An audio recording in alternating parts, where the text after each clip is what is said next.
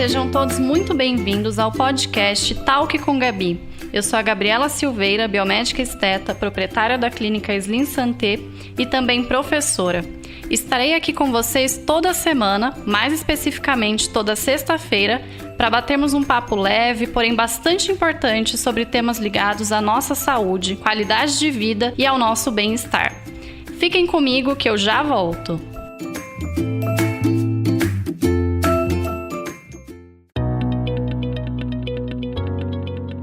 Este episódio de Talk com Gabi tem o apoio da clínica Slim Santé, o único lugar onde você encontra o Triple Stimulus, um procedimento inovador e exclusivo criado pela doutora Gabriela Silveira, que promove ao mesmo tempo o rejuvenescimento facial, o aumento natural do bumbum e a harmonização glútea. Para saber mais, acesse clinicaslimsanté.com.br. Marque um horário com a gente e venha conferir.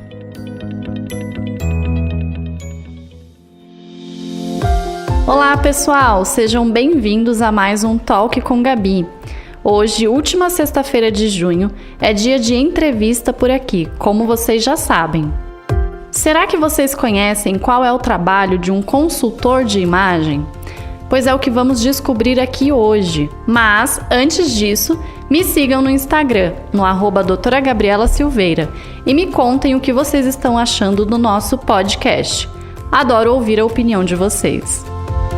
Bom, hoje tenho o prazer de receber aqui a Franciele Fernandes, que é consultora de imagem e especialista em coloração pessoal.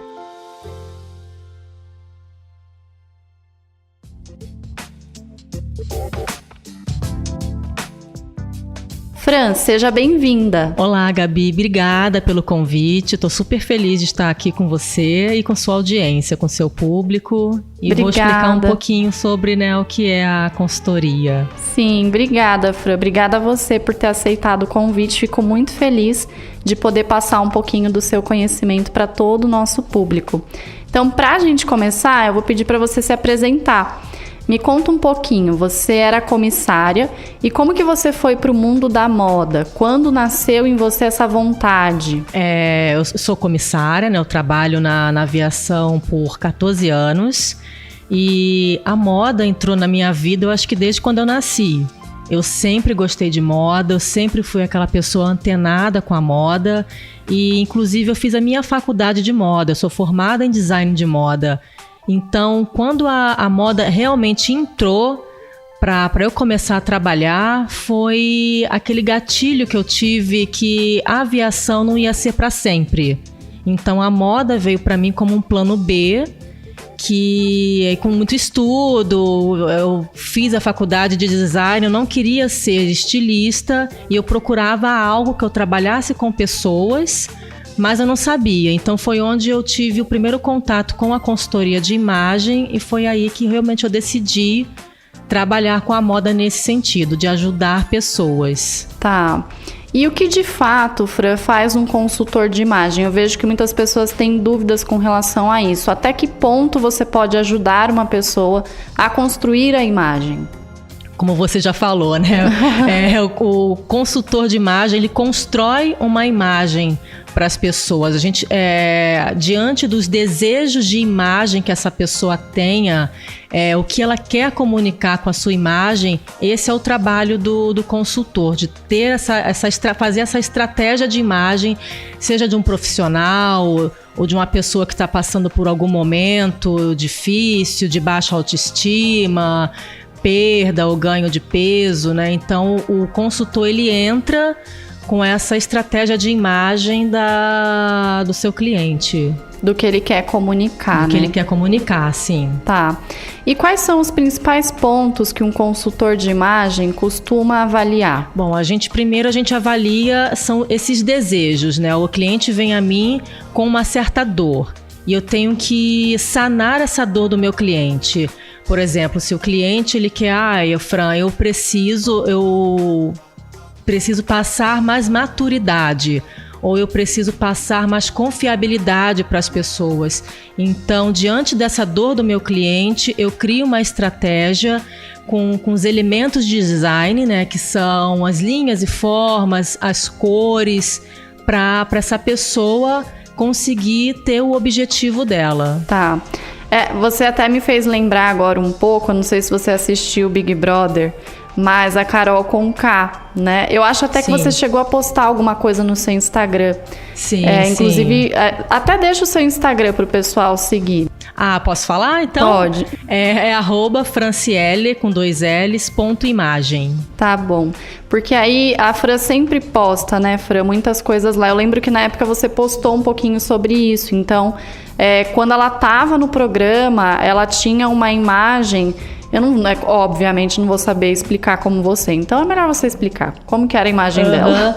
No programa ela tinha aquela imagem de autoritária, né, de uma pessoa mais pesada, mas ela causava um certo distanciamento nas pessoas por causa dessa imagem não poderosa, mas uma imagem poderosa e muito autoritária. Isso por quê? Por causa do alto contraste que ela tinha quando ela usava as cores, que isso gera autoridade, as linhas mais retas, né? Ela era muito precisa. Então, quando ela saiu do Big Brother, né, ela estava com aquela imagem manchada, né? Foi feita uma estratégia de imagem para ela transparecer mais suavidade para as pessoas, mais aconchego, mais proximidade. E isso se deve com o quê? Com as cores mais claras, com as linhas mais arredondadas, com o cabelo mais claro, né, de forma mais suave, através das linhas arredondadas. Eu achei ela até mais feminina depois, mais menininha. Sim, mais menininha, né? sim, mais gentil, mais dócil. Que a gente sabe que, né, enfim. Mas a primeira imagem, para quem não conhece ela, aquela imagem que vê é aquela imagem de menina dócil, né? Que foi estrategicamente pensada. Eu lembro que na final até ela foi cantar e ela foi com uma roupa assim que parecia de princesa. A Frozen, né? A Frozen. É verdade. Tá, muito legal. E algo que muita gente tem dúvida também é sobre a paleta de cores. Eu acho que isso é o que mais os consultores de imagem, né, comentam. Então, o que seria essa paleta de cores e por que ela é tão importante nessa análise? Sim, a paleta de cores, ela está sendo muito comentada porque é um serviço dentro da consultoria de imagem que, na verdade, a gente conseguiu trazer a consultoria de imagem ser um pouco mais popularizada através da paleta de cores, que é um serviço que a gente consegue fazer separado. Então, por isso que ficou popularizada. A paleta de cores nada mais é do que um conjunto de cores que, com as características do claro, escuro, intenso, suave, quente, frio, aquelas cores vai harmonizar melhor com a beleza daquela pessoa, vai ressaltar a beleza daquela pessoa. Não que você fique preso à paleta de cores, mas é muito interessante a gente saber, é importante a gente saber a paleta de cores na hora que a gente for comprar uma maquiagem, não comprar uma maquiagem errada, na hora que for pintar o cabelo, não usar uma coloração errada, porque uma coloração errada de cabelo deixa a pessoa com a imagem um pouco abatida, um pouco frágil, com determinadas colorações. Na hora que for comprar uma roupa, a gente não compra aquela roupa, eu não vou usar, eu não uso por causa da cor, na hora de combinar uma cor. Então é importante saber a paleta de cores. Eu diria que seria até algo sustentável, porque você para de gastar dinheiro à toa, você realmente vai comprar aquilo que faz sentido para você. Sim. Às vezes a gente vai comprar, a gente até gosta, né? Mas aquilo a gente leva para casa e depois não consegue usar. Às vezes não consegue usar porque realmente a gente se olha no espelho, por mais que você pode achar bonito, mas nem sempre aquilo que você tá achando bonito vai dar certo em você. Vai dar certo, desde que eu fiz com você, eu sinto isso. Não que eu não use, é o que você falou. Mas aquele dia que eu tô querendo transmitir uma imagem melhor, que eu vou fazer uma gravação e tal, eu sei que se eu tiver dentro da minha paleta, eu vou comunicar melhor. Vai comunicar melhor, a sua beleza vai estar mais ressaltada, tudo em você vai estar melhor, né? Claro que quando você não usa a cor certa, a gente usa outros artifícios, né, para poder você conseguir usar uma cor, né, que ninguém tá proibido de usar. Imagina, a maioria das paletas não tem a presença do preto. 30%, graças a Deus, na minha tem. A sua tem, 30% das pessoas realmente ficam bem de preto.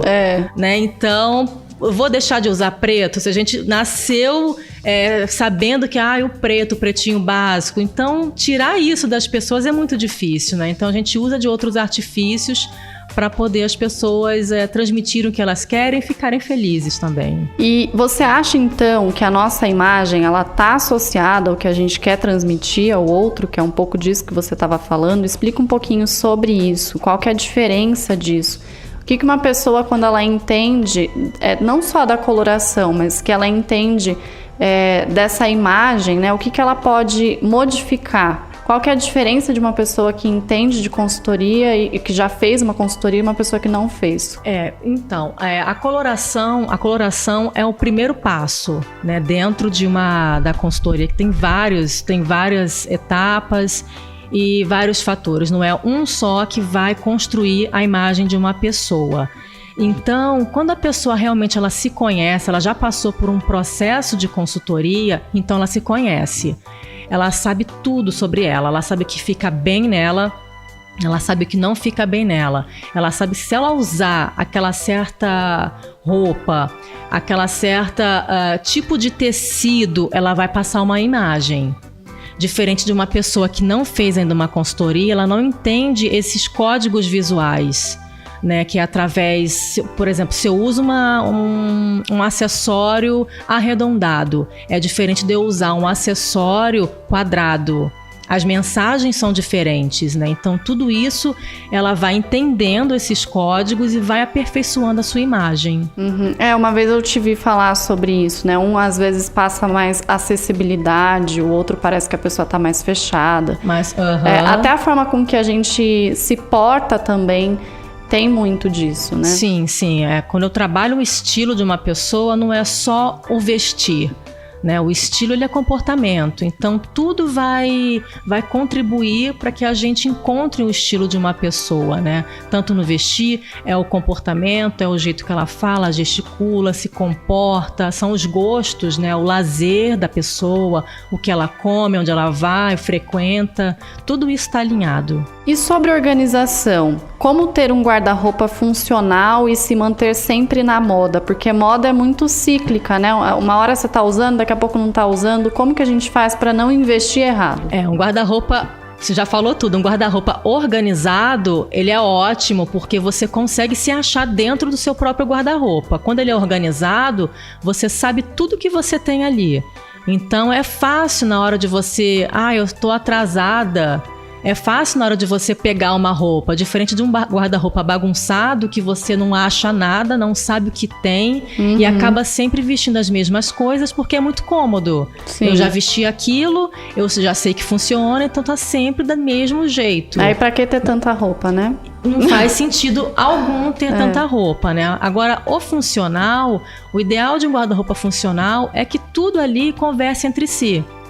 Que tudo combine entre si. Aquela blusa vai combinar com aquela calça, que vai combinar com aquela bolsa, que vai combinar com aquele brinco. Tudo precisa combinar entre si para ser um guarda-roupa funcional e versátil. Uhum. Eu lembro quando até eu fiz a consultoria com você, você me disse que quando eu fosse comprar alguma coisa, eu teria que ter, por exemplo, uma calça, ela teria que ter pelo menos umas 4 ou 6 combinações, não lembro agora. Isso, no mínimo. A gente de 3 a 4 combinações, porque senão aí não fica uma compra versátil. Você compra aquela peça, você chega no seu guarda-roupa e não tem nada que combine com aquela roupa. Então aquela roupa vai ficar jogada, amarrada, né, ali com aquele outro.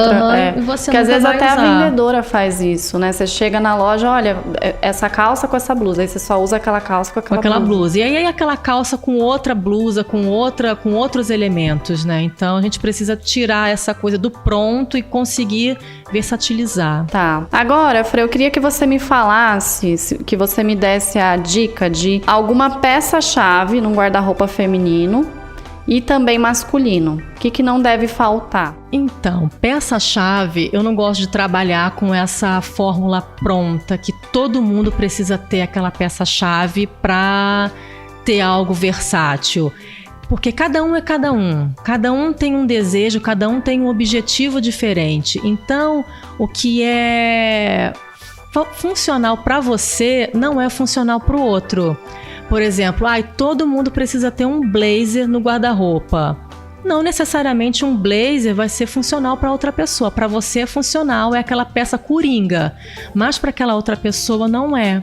Então cada indivíduo tem as suas peças coringas, que é especializada para você. Acho muito legal você falar isso, porque quando eu vejo o Instagram, eu só vejo sempre, você sempre tem que ter uma camisa branca. Não você necessariamente. Sempre tem que ter um blazer preto. Se você for uma pessoa extremamente, que o seu trabalho, a sua rotina seja extremamente casual, não vai fazer sentido uma camisa branca, né, com tecido estruturado. Não faz sentido, né? Então, as peças coringas, ela é desenvolvida para cada pessoa. Tá. Fran, e sobre acessórios, quais são os itens essenciais para o dia a dia? Os acessórios, eles têm um poder, né? Eles têm um certo poder de levar a sua produção, de transformar a sua produção, ou então de acabar com ela, né? A depender dos acessórios. Então, no dia a dia, dependendo de cada profissão, de cada área, de cada pessoa, é interessante sim você usar acessórios, né? Não só bijuterias e joias, mas um sapato. Se você é uma pessoa que trabalha com uniforme, tá com jaleco, né? Você não mostra muito da sua roupa, mas você usar um acessório como um sapato diferente já traz um diferencial, uma bolsa, ou então certos lenços, né? Então a gente consegue trazer uma versatilidade, ou então imprimir um pouco do seu estilo com o uso de acessórios. Eu percebo assim, quando eu tô de jaleco, né? É bem isso que você falou. Eu falo, nossa, mas às vezes eu me arrumei inteirinha e tô aqui de jaleco. E não tá aparecendo. Não tá aparecendo. Eu falo gesticulando muito, então eu sempre tô com anéis, assim. Isso. E eu acho, assim, eu me sinto bem. Não sei se tá certo, se tá errado, mas eu me sinto bem, assim, quando eu sinto que ali eu tô colocando alguma coisa da minha personalidade, já que o resto tá escondido. Exato. Quando você usa muito as mãos, né? O uso de anéis mais marcantes, ou pulseiras, né? Ou colares, né? Dependendo se tiver algum decote ou não, eles vão sim imprimir um pouco da sua personalidade. Legal. Agora uma pergunta que ela parece antiga, mas ela também se mantém atual. Qual que é a diferença entre tendência e clássico? Bom, o clássico, como o próprio nome já diz, é um clássico. O clássico, ele não sai de moda. O clássico, ele é atemporal. Então, claro que não aquele clássico que seja tradicional, que seja pesado, né? Mas assim, a gente partindo das peças atemporais, que é o clássico, né? Tô sendo até meio repetitiva com isso, porque uma peça clássica atemporal você compra hoje, mas você consegue usar daqui a alguns anos. De outras formas você vai conseguir usar sim, né? Ela não vai sair de moda, porque a moda, que é a tendência, é aquela coisa do momento, né? Que fica ali massificado, que todo mundo tá usando. Mas daqui a alguns dias você já não vai conseguir mais usar aquela peça, porque já veio outra moda, outra tendência, e aquela ficou marcada, datada. O problema da tendência é isso, que ela fica muito datada, então você não consegue usar, né? Então, quando o clássico é o atemporal, que você vai conseguir usar por anos. Tá, é como se fosse o tie-dye, né? O tie-dye, ele sim, é algo que passou, né, agora. Fica muito marcado, então não dá. Não dá. Inclusive, Fran, vou até te perguntar o que é o tie-dye, porque às vezes alguém que tá ouvindo não sabe, então explica um pouquinho pra gente, o que é o tie-dye? O tie-dye é aquela estampa, né, multicolorida que a gente faz. Agora até na pandemia, várias pessoas começaram a fazer em casa, né, com tintas, né, amarraram as blusas, as peças que elas queriam fazer essa estampa tie-dye. Ela é muito reconhecida na década de 70. Ela é muito datada dessa época, né? Aquelas estampas mais, mais psicodélicas, sabe? Aquela jogar mancha, tinta. De jogar tinta e ter aquelas manchas, né? Que é extremamente casual, né? É uma estampa bem casual. Esses dias eu fui fazer, eu mudei, né? Então aí fiz toda uma organização lá no meu closet e tal, e achei uma sandália de pompom. Eu falei, meu Deus do céu. Pompom. Pode ser. Era uma moda, Era né? uma moda, né? Que surgiu. Toda colorida. Eu acho que eu lembro. Lembra? Tem vários pompons coloridos. Tinha, era da Schutz, eu acho. Uhum. E aí vários pompons, né? Assim, bem coloridona. Eu falei, bom, eu não sei se isso volta. Mas é algo que hoje eu não me vejo utilizando, porque realmente a moda parece que passou. Passa, né? E a questão do estilo também, né? Fez muito sentido pra você uns anos atrás, que você tava num estilo diferente. Hoje em dia, o seu estilo, a sua essência não mudou, mas o seu estilo pode ser que tenha amadurecido e não faça mais sentido pra você usar aquilo. Eu percebi isso também quando eu tive a Elisa, né? Quando eu tive filho, porque... não é que a gente não usa mais as mesmas coisas, não é que eu tô proibida de usar aquilo que eu uso, não, mas às vezes eu não vejo mais sentido em usar. Não então faz. A gente vai mudando, né, bastante com o tempo. Sim. E quais são os maiores pecados que podemos cometer na hora de nos vestir, mas que podem ser evitados facilmente? Os excessos. Os excessos, né? Tudo que é em excesso causa uma certa... comunica, né? Tudo comunica. Então, se você usa algo em excesso demais, você fica taxado. Por exemplo, eu uso muito babado, muita cor clara, muito frufruzinho, eu vou ficar marcada como aquela mulher feminina e até certo ponto, por causa do excesso, fragilizada. Então, a gente sempre usar as coisas em equilíbrio, a gente evita essas gafes, né? Excesso às vezes de acessório também, acessório, né? O excesso de tudo, né? Acessório, de cor, de estampa, cabelo também, tudo. Tá, eu acho até que na minha profissão também eu vejo muito sobre isso, né? O excesso de preenchimento, o excesso de toxina, o excesso, eu acho que de tudo. E querendo ou não, tanto a face como o corpo também, muitas vezes em alguns excessos, acaba comunicando de uma forma que nem sempre é positiva. Sim. Então eu acho que até o seu trabalho, junto com o meu trabalho, eles estão muito ali próximos, né, linkados, porque até esses dias eu vi você falando sobre decote, né, tem decote que deixa o rosto assim, tem decote que deixa o rosto de outra forma, então esses excessos eles acabam realmente prejudicando muito. Sim, prejudica, porque isso nada mais é do que falta de autoconhecimento. Né? Quando a pessoa ela realmente se conhece, ela sabe que aquela tendência, né, aquilo que todo mundo está fazendo, que hoje em dia é o preenchimento, a harmonização facial, aquilo não vai fazer sentido para ela. Né? Quando ela realmente conhece o próprio estilo, ela sabe o que ela quer comunicar, ela sabe o que faz sentido para ela, essas pessoas elas evitam esses excessos, elas não vão no efeito manada, né? Que todo mundo vai fazer a mesma coisa. Ela sabe que não faz sentido para ela, então ela acaba evitando essas coisas, né? Fran, e para finalizar, vamos pensar nos profissionais da área da saúde, que é um pouco do meu público. Qual a sua dica para compor um look para trabalho, por exemplo, com jaleco ou uniforme? Bom, se a pessoa ela já usa, né, um jaleco ou um uniforme, então a gente, para imprimir um pouco da essência dessa pessoa, né, do estilo dela, da personalidade, a gente usa os acessórios. Por exemplo, aqui na clínica, você consegue usar, né, anéis, consegue usar brinco, né, um sapato, como eu havia dito, né?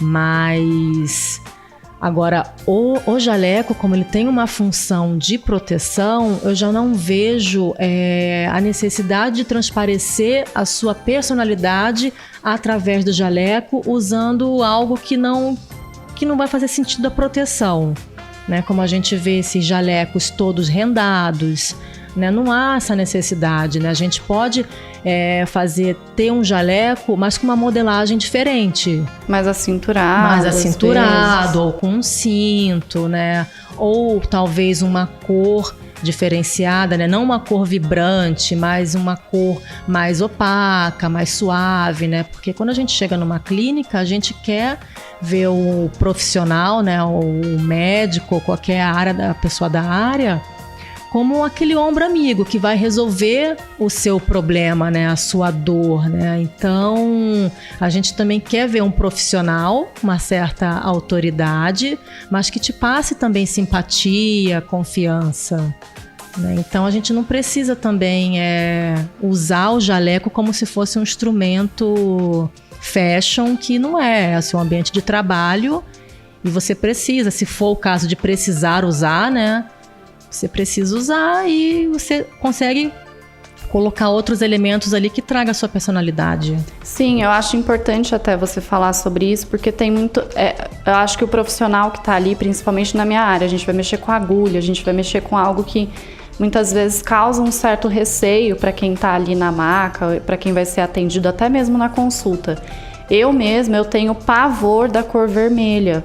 É algo que eu não sei porquê, desde pequena eu sinto isso. Eu lembro que uma vez eu fui viajar e eu cheguei no hotel e o hotel tinha uma das paredes do quarto vermelha, eu não consegui dormir. Então, se eu for atendido por alguém usando um jaleco rosa-choque ou um jaleco vermelho, eu não conseguiria, eu acho, ser atendido. Eu ia sentir esse pânico. Então, eu acho que a cor, ela causa um pouco disso, né? A cor, ela é o primeiro elemento de design que a gente percebe, né? A cor ela causa sensações nas pessoas. Eu acho que é isso. Então, o vermelho, ele causa, sim, uma sensação, que é essa sensação de elevar a pressão sanguínea, né? De ter aquela coisa do agitamento, né? Então, para um profissional da área, usar o vermelho já não seria a cor mais indicada, né? O mais adequado. Então a gente opta por cores mais calmantes, que passem mais confiabilidade, mais segurança, que são o quê? São as cores mais claras, mais opacas, mais suaves, né? Que a pessoa que está ali, o paciente, ele vai se sentir confortável, né? Num ambiente acolhedor. Né? Diferente de usar um rosa-choque ou uma cor neon, que causa essa certa adrenalina, causa essa certa... como é que eu posso dizer? Um desconforto, né? Causa desconforto, né? Então... Não que eu não goste do vermelho, eu gosto. Sim, mas eu particularmente não sou aquela pessoa que eu vou me vestir toda de vermelho, porque eu vou me olhar no espelho e eu vou querer sair correndo. Essa é a sensação que eu tenho. E muito menos no ambiente de trabalho, No ambiente de trabalho,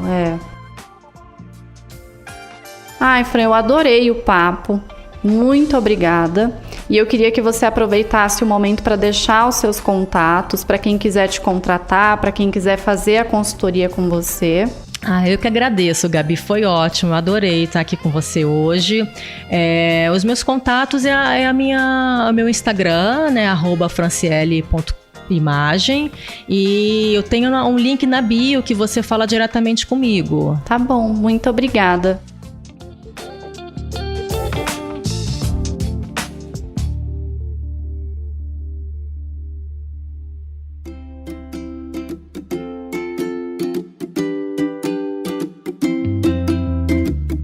Valeu, pessoal! Espero que tenham gostado do episódio de hoje. Semana que vem estarei de volta, falando sobre os ácidos do skincare, um assunto que me pedem muito para falar. E me digam, quem mais vocês gostariam de ver sendo entrevistado aqui? É só me seguir lá no Instagram, no @doutora Gabriela Silveira, e sugerir. Até a semana que vem, pessoal! Beijos!